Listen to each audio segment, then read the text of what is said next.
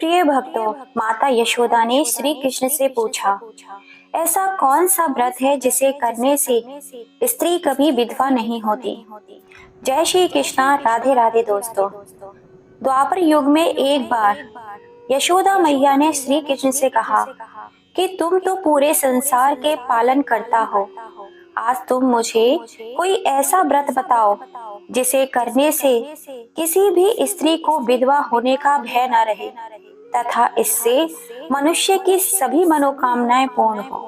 श्री कृष्ण बोले, हे माता, आपने बहुत ही सुंदर प्रश्न पूछा है। मैं आपको इसके बारे में पूर्ण विस्तार पूर्वक बताता हूँ। कृपा आप इसे ध्यान से सुनिए और जो भी स्त्री अखंड सौभाग्य चाहती है उसे विस्तार पूर्वक बताइए। हे माता, अखंड सौभाग्य प्राप्ति के लिए महिलाओं को 32 पूर्णमासियों के व्रत को करना चाहिए। इससे उनकी सभी मनोकामनाएं पूर्ण होती हैं और उन्हें सौभाग्यवती होने का आशीष मिलता है। अब मैं आपको इससे जड़ी हुई कुछ कथा सुनाता हूँ। एक भूमंडल पर एक अत्यंत प्रसिद्ध राजा चंद्रहास थे। पालित अनेक प्रकार के रत्नों से परिपूर्ण कार्तिका नाम की एक नगरी थी। वहां पर धनेश्वर नाम का एक ब्राह्मण था और उसकी स्त्री अति सुशील रूपवती थी। दोनों ही उस नगरी में बड़े प्रेम के साथ रहा करते थे। घर में धन धान्य आदि की कोई कमी नहीं थी, लेकिन उनको एक बड़ा दुख था कि उनके कोई संतान नहीं थी। इष्ट कष्ट से वह अत्यंत दुखी रहते थे। एक दिन एक बड़ा तपस्वी योगी उस नगरी में आया।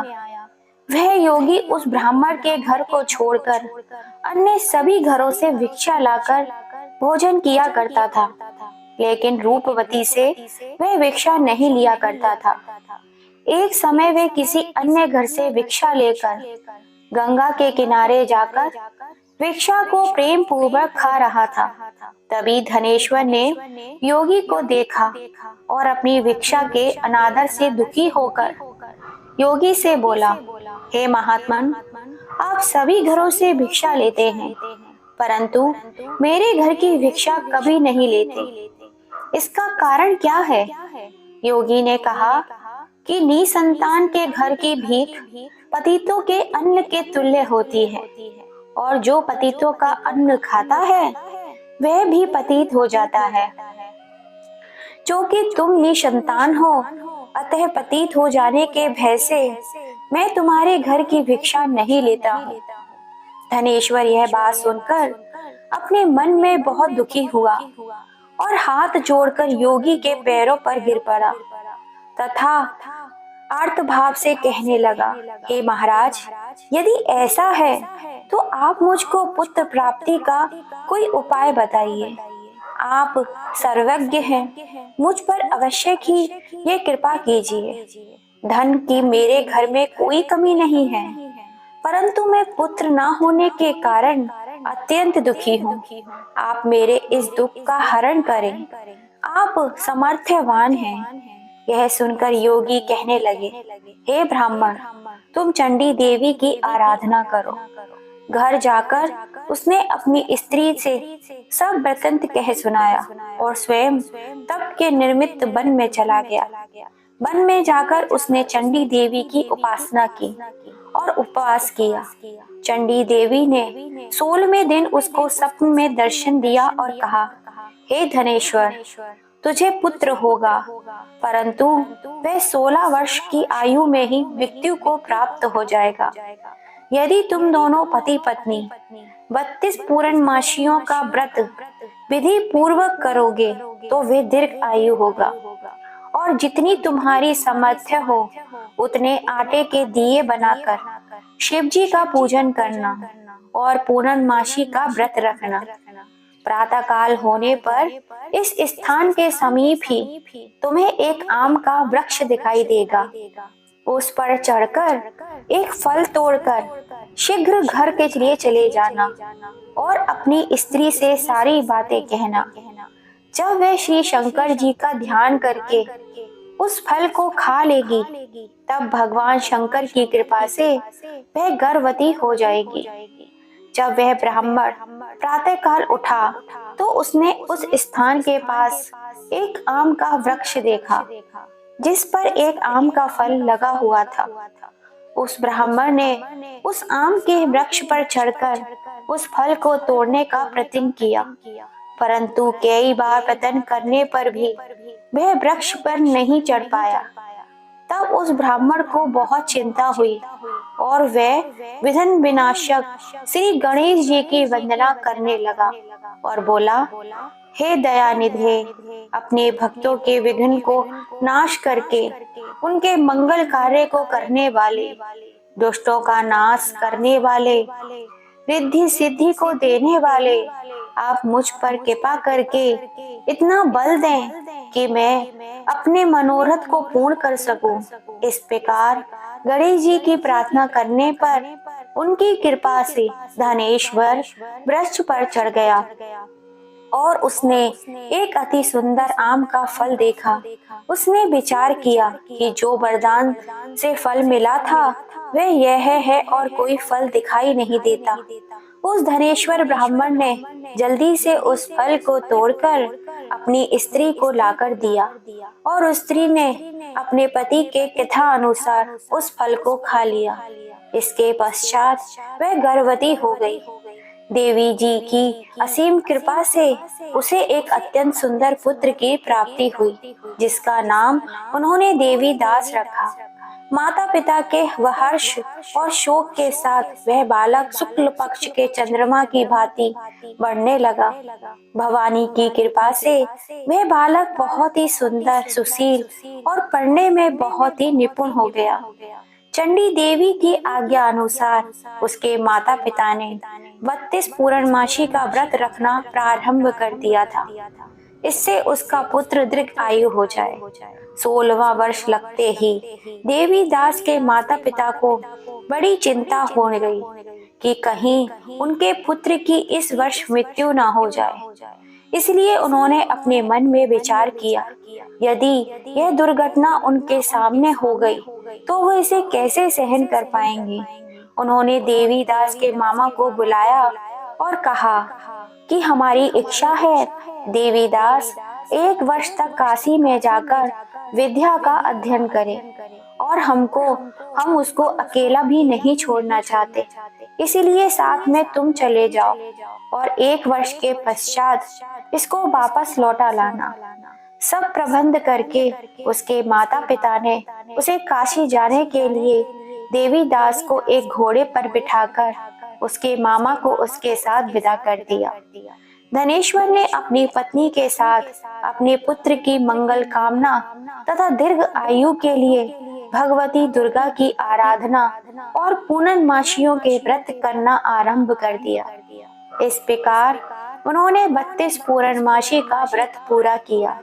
कुछ समय के पश्चात एक दिन वह दोनों मामा और भांजा मार्ग में रात्रि बिताने के लिए किसी गांव में ठहरे हुए थे। उस दिन उस गांव में एक ब्राह्मण की अत्यंत सुंदरी, सुशील, विदुषी और गुणवंती कन्या का विवाह होने वाला था। जिस धर्मशाला के अंदर वर और उसकी बारात ठहरी हुई थी, उसी धर्मशाला में देवी दास और उसके माँ बाप भी ठहरे हुए थे।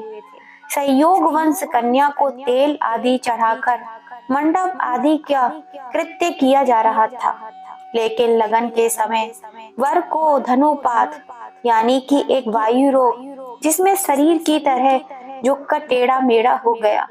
इस कारण वर के पिता ने अपने कुटुंबियों से परामर्श करके निश्चय किया, यह देवी दास मेरे पुत्र जैसा ही सुंदर है, मैं इसके साथ लगन कर देता हूँ और बाद में विवाह के अन्य कार्य अपने पुत्र के साथ कर लूंगा।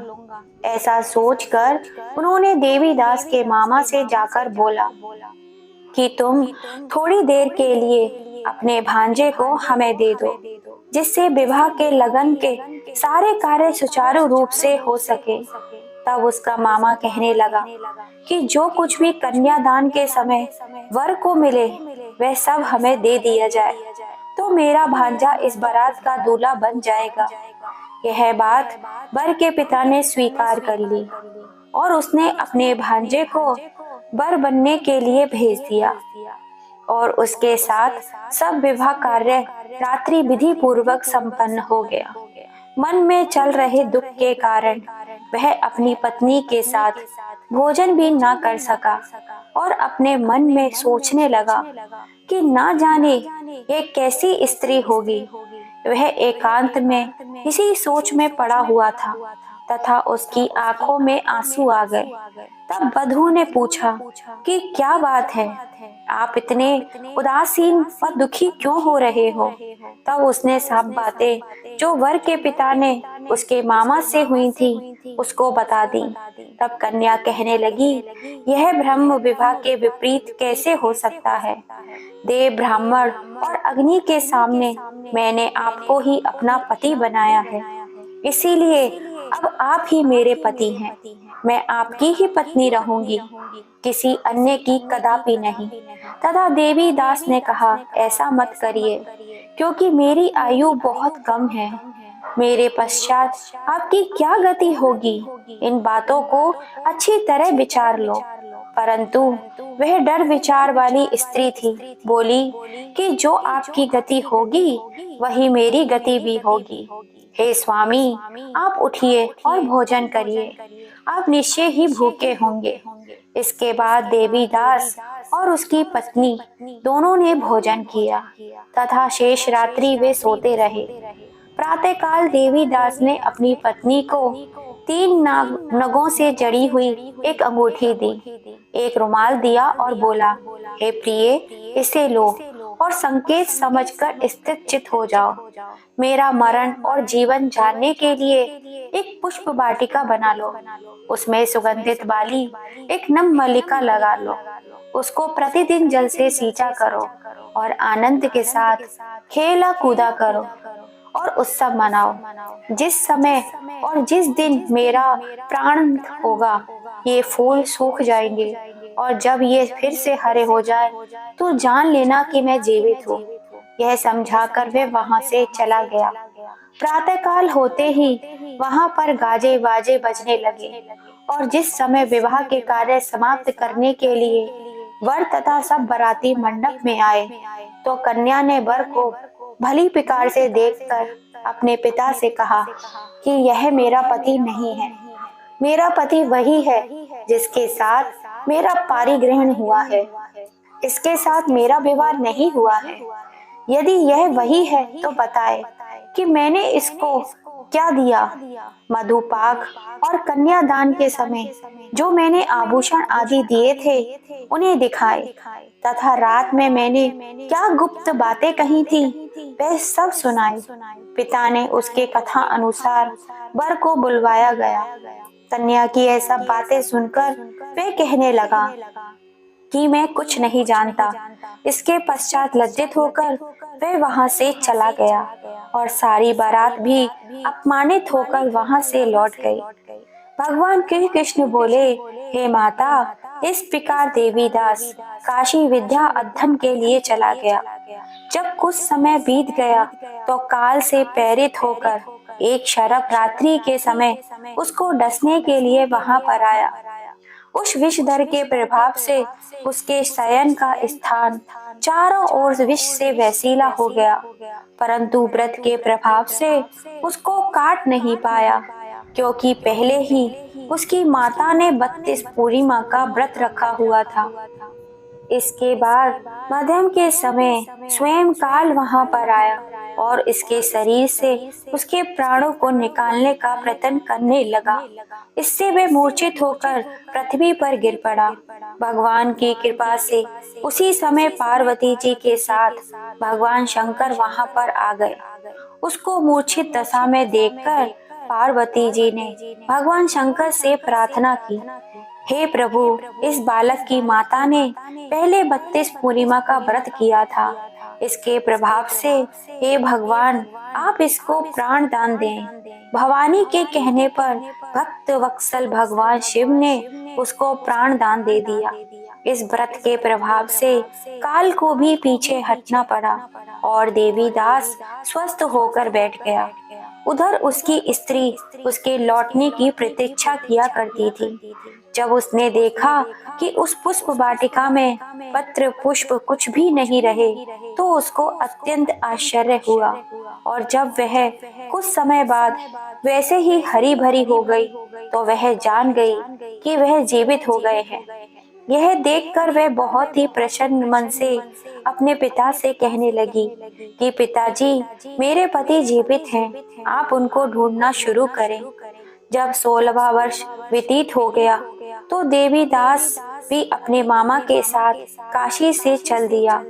इधर उसके ससुर उसे ढूंढने के लिए अपने घर से जाने ही वाले थे कि वह दोनों मामा भांजा वहां पर आ गए। देवीदास को आता देखकर उसका ससुर बड़ी प्रसन्नता के साथ अपने घर में ले आया। उस समय नगर के निवासी भी वहां इकट्ठा हो गए और सबने निश्चय किया कि अवश्य ही इसी बालक के साथ इस कन्या का विवाह हुआ था। उस बालक को जब कन्या ने देखा तो पहचान लिया और कहा, यह तो वही है जो मुझे संकेत करके चला गया था। तब उपरांत सभी कहने लगे कि भला हो भगवान का जो यह बालक वापस आ गया, और सब नगरवासियों में आनंद मनाया। श्री कृष्ण जी कहने लगे, इस प्रकार धनेश्वर 32 पूर्णमासियों के व्रत के प्रभाव से पुत्रवान हो गया। जो भी स्त्रियां इस व्रत को करती हैं वे जन्म जन्मांतर में विधवा होने का दुख नहीं भोगती और सदैव सौभाग्यवती रहती हैं। यह मेरा वचन है, इसमें कोई संदेह नहीं है। यह व्रत पुत्र पौत्रों को देने वाला तथा संपूर्ण मनोकामनाओं को पूर्ण करने वाला है। 32 पूर्णमासियों के व्रत करने से व्रती की सभी इच्छाएं भगवान शिव जी पूर्ण करते हैं। दोस्तों, आशा करते हैं आपको ये छोटी सी कहानी पसंद आई होगी। पसंद आई हो तो इसे ज्यादा से ज्यादा शेयर कीजिएगा, लाइक एंड सब्सक्राइब कीजिएगा। फिर मिलेंगे। जय श्री कृष्णा, राधे राधे दोस्तों।